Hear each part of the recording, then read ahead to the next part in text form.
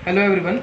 आज की हमारी जो वीडियो है 10th क्लास के लिए होगी। 10th क्लास में हमारा जो टॉपिक चल रहा है वो मृदा का वर्गीकरण है और मृदा के वर्गीकरण के ऊपर हमने दो वीडियो बना ली है। एक जलोढ़ मृदा और काली मृदा की बनाई है और दूसरी जो है लाल पीली मृदा और लेटराइट मृदा की बनाई है। दो वीडियो बन चुकी है। आज हम तीसरी वीडियो बना रहे हैं जिसमें हम मृदा का वर्गीकरण कंप्लीट कर देंगे। आज वाली में हम मरुस्थली, बलुई, शुष्क मृदा और जो हमारी जो लास्ट होगी वो होगी वन मृदा, इनके बारे में पढ़ेंगे। मैं आशा करता हूं कि आप सब ठीक होंगे। चलिए अपना टॉपिक शुरू करते हैं और सबसे पहले पढ़ते हैं मरुस्थली, बलुई और शुष्क मृदा। देखिए ये जो मृदा होती है ना, ये लाल रंग की या भूरे रंग की होती है।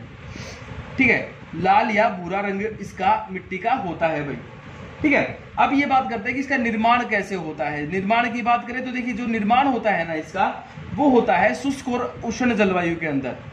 शुष्क और उष्ण जलवायु यानी कि बारिश भी नहीं हो रही है और टेम्परेचर भी अधिक है। ठीक है, तो यहां पर हम क्या बोलेंगे, शुष्क और उष्ण जलवायु के अंदर वहां पर क्या होता है, जो चट्टानें पाई जाती है ना, उन चट्टानों के ऊपर होता है अपक्षय। अपक्षय होता है भौतिक अपक्षय। भौतिक अपक्षय के कारण ये चट्टान टूटती है और चट्टानों के टूटने के कारण बारीक मिट्टी का निर्माण होता है। ठीक है, बारीक मिट्टी का निर्माण होता है, वो होती है मरुस्थली, शुष्क और बलुई मृदा भी। ठीक है, उसके बाद क्या करता है वो उन क्षेत्रों में मरुस्थल वाला जो क्षेत्र होता है वहां पर चलती है पवन। ये पवन क्या करती है, पवन इस मिट्टी को दूर तक उड़ा करके लेकर के जाती है। ठीक है, और दूसरे क्षेत्रों के अंदर बिछा देती है, जिनसे क्या होता है ये और बारीक हो जाती है। ठीक है, तो इसलिए ये बलुई मृदा यानी कि बालू रेत जैसी मृदा होती है। ठीक है, शुष्क मृदा, इनके अंदर नमी की मात्रा नहीं होती है। अब बात करते हैं इनके अंदर। देखिए इनके अंदर है ना, ये रेतीली तो होती ही है यानी कि बलुई होती है। ठीक है, उसके बाद ये इनके अंदर लवणीय, ये लवणीय होती है यानी कि इनके अंदर खारापन भी पाया जाता है भाई। क्या पाया जाता है, खारापन पाया जाता है। देखिए कहता है कि कई जगह पर इतना खारापन होता है कि झीलों के अंदर जो जल होता है ना, उस जल का अगर वाष्पीकरण कर दिया जाए यानी कि पानी को भाप बना करके उड़ा दिया जाए तो कहता है उसके अंदर है ना नमक रह जाता है। यानी कि झीलों के अंदर जो जल पाया जाता है उसका वाष्पीकरण करके नमक का निर्माण किया जाता है यानी कि नमक बनाया जाता है। ठीक है, अब इनके अंदर पाया क्या जाता है, तो इनके अंदर सबसे अधिक पाए जाते हैं खनिज लवण। ठीक है, खनिज लवण की मात्रा अधिक होती है इनके अंदर। ठीक है, लेकिन यहां पर क्या है, कमी किन चीजों की है, यहां पर पानी की कमी है। ठीक है, पानी की कमी। पानी की कमी क्यों है, पानी की कमी इसलिए है क्योंकि यहां पर जो बारिश होती है ना भाई, वो बहुत कम होती है। ठीक है, तो यहां पर वर्षा जो होती है वो कम होती है।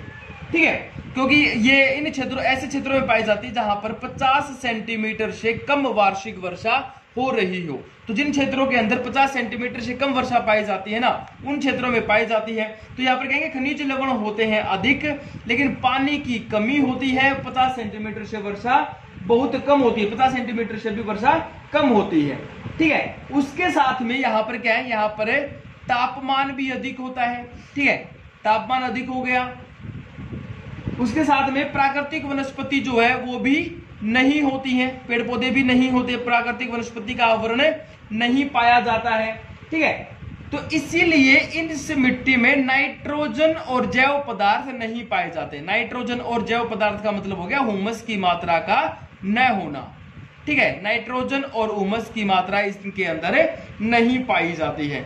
तो तापमान अधिक होता है, पानी की मात्रा बहुत कम होती है, बारिश नहीं होती है, शुष्क मिट्टी होती है, तो नाइट्रोजन और जैव पदार्थ नहीं पाए जाते हैं।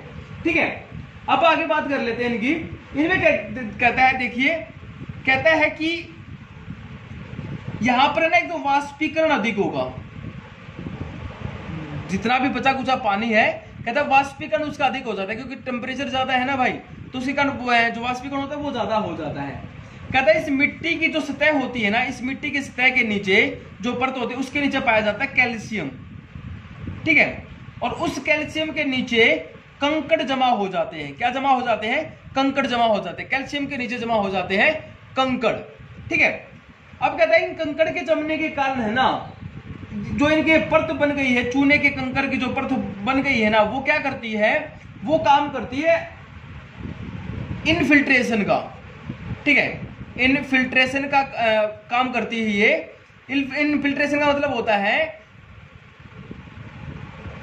पानी का अंदर की तरफ घुसना, यानी कि घुसपेट एक प्रकार से। इसमें लिखा हुआ है अंतःस्यंदन, ठीक है, अंतःस्यंदन यहां पर लिखा हुआ है, इसको हम इनफिल्ट्रेशन बोलेंगे।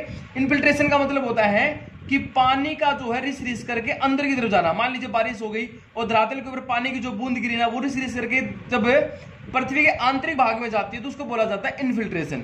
लेकिन यहां पर कहता है कैल्शियम की परत जम गई नीचे, उसके नीचे चूने के कंकड़ की परत जमी हुई है, तो कहता है वो क्या करते हैं, वो इस पानी को अंदर नहीं जाने देते। तो यहां पर क्या लिखेंगे, इनफिल्ट्रेशन में अवरुद्ध, यानी कि यहां पर बाधा पैदा करती है कौन सी परत, ये चूने वाली जो परत है ना, ये इनफिल्ट्रेशन में बाधा पैदा करती है, तो पानी इसके अंदर तक नहीं जाता भाई। ठीक है, इसके अंदर क्या उगाया जाता है भाई, तो देखो भाई उगाने को तो इसके अंदर है ना, वहां पर जो है बाजरा उगाया जाता है, ठीक है, चने उगाए जाते हैं, ज्वार उगाया जाता है, जिनको पानी की कम आवश्यकता होती है ना, उस प्रकार की फसल इनके अंदर की जाती है। लेकिन कहता है अगर मान लो सिंचाई की अच्छी सुविधा हो जाए ना इस मिट्टी में, तो कहता है यहां पर गेहूं भी उगाया जा सकता है। ठीक है, और राजस्थान में ये सिद्ध हो गया है, राजस्थान में इंदिरा गांधी नहर परियोजना चलाई गई है। इंदिरा गांधी नहर परियोजना के द्वारा कहता है उन क्षेत्रों में अच्छी खासी सिंचाई होने लग गई है और वहां पर लहलहाती अच्छी फसल होने लग गई है, सब्जियां उगाने लगे हैं, गेहूं, चना, ज्वार, बाजरा, ये तो होता ही था बड़े क्षेत्र के ऊपर। ठीक है, तो वहां पर फसल जो है वो उगाई जा सकती है। अब इनका विस्तार देखें तो देखिए राजस्थान तो कंप्लीट है भाई, ठीक है, राजस्थान हो गया, फिर उसके साथ में उत्तरी गुजरात, ठीक है, यानी कि राजस्थान बॉर्डर के साथ लगता हो गुजरात, उत्तरी गुजरात हो गया, दक्षिण पश्चिमी पंजाब, ठीक है, पंजाब का कौन सा हिस्सा, दक्षिणी पश्चिमी पंजाब और दक्षिणी हरियाणा भाई। ठीक है, हमारा दक्षिणी हरियाणा जो है वो भी इसी के उसके अंदर भी इस प्रकार की मिट्टी पाई जाती है। ठीक है, तो ये थी अपनी मरुस्थली मिट्टी भाई।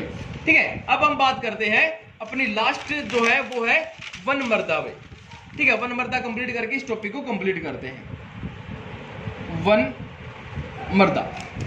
ठीक है, अब वन मृदा देखिए आपने, जैसा कि नाम से स्पष्ट है वन मृदा, जहां पर वन मिलेंगे वहां पर इस प्रकार की मिट्टी पाई जाती है। और भारत में जो अधिकतर वन पाए जाते हैं ना, वो पाए जाते हैं पर्वतीय क्षेत्रों के अंदर भी पाए जाते हैं।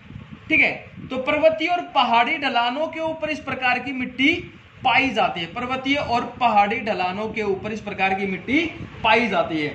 इस प्रकार की मिट्टी बनती किस प्रकार, उसका निर्माण किस प्रकार होता है, तो कहता है पर्वतों का जो इन्वायरमेंट होता है, पर्वतों का जो पर्यावरण होता है, उनके अंदर क्या होता है, उसके ऊपर बर्फ का जमना, यानी कि हिम का जमना, वर्षा का होना, ठीक है, या फिर तापमान का बदलना, कभी तापमान अधिक होना, उसके कारण क्या होता है, उसके कारण वहां पर जो चट्टानें होती है, पर्वतीय जो चट्टानें होती है, उनका भौतिक अपक्षय हो जाता है, और भौतिक अपक्षय होने के कारण वो चट्टानें टूटनी शुरू हो जाती हैं।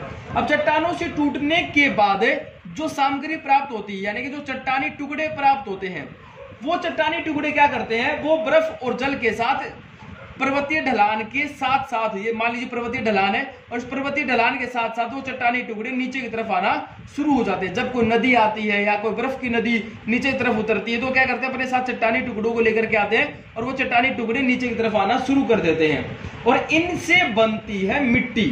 ठीक है, फिर वो क्या हो जाएगा, वो कण जो हो जाएंगे वो बिल्कुल छोटे हो जाएंगे, जब वो रगड़ करते हुए गुरुत्वाकर्षण के कारण जब नीचे की तरफ आएंगे ना, तो वो कण जो होंगे वो क्या हो जाएंगे, वो कण बहुत छोटे हो जाएंगे। ठीक है, और उससे बनती है वन मृदा भाई।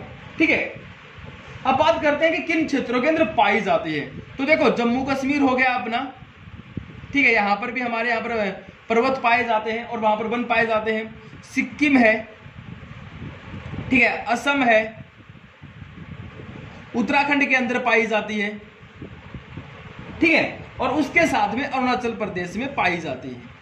तो इन क्षेत्रों के अंदर जो है ये मिट्टी पाई जाती है। आगे बात समझ में, उसके बाद बात करें कि इस मिट्टी की कुछ विशेषताएं पढ़ लेते हैं। तो विशेषताओं में कहता है कि ये जो है ना खुरदरी मिट्टी होती है, खुरदरी टाइप मिट्टी होती है, यानी कि इनके अंदर कंकड़ पत्थर जो होते हैं ना वो अधिक होते हैं। ठीक है, कंकड़ की जो मात्रा होती है वो अधिक होती है। ठीक है, उसके बाद आगे कहता है कि देखो भाई इसमें जो है लोहे के अंश और जैव पदार्थ होते हैं, लोहे के अंश, क्योंकि पर्वतों के टूटने से बना है तो लोहे के अंश मिलेंगे। अब हिम और नदी के संपर्क में रही है और उसके साथ में पेड़ पौधे के मिलते रहते हैं, यानी कि पत्ते वगैरह उसके अंदर मिलते रहते हैं, तो कहता है जैव पदार्थ भी इनके अंदर पाया जाता है। तो लोहे के अंश और जैव पदार्थ इनके अंदर पाए जाते हैं। तो इसीलिए कहता है यहां पर है ना जो वन्य जो वृक्षीय जो फसल होती है, यानी कि जो बड़े बड़े जो वृक्ष लगाए जाते हैं, ठीक है, जिन फसलों में बड़े बड़े वृक्ष होते हैं, उस प्रकार की फसलें यहाँ पर उगाई जा सकती हैं। ठीक है, इसके अंदर क्या नहीं पाया जाता, तो इसके अंदर चूना और पोटास की मात्रा नहीं पाई जाती है। चूना और पोटास की मात्रा इसमें नहीं पाई जाती है। अब इसके अंदर कौन कौन सी फसलें उगाई जाती हैं वो देख लेते हैं एक बार। तो इसके अंदर देखो भाई, चाय हो गया, कॉफी हो गई, कॉफी की फसल की जाती है, सेब हो गया, आड़ू आप लोगों ने सुना होगा, ठीक है, चेरी जो आप आइसक्रीम पर लगा करके खाते हैं, ठीक है, अखरोट है।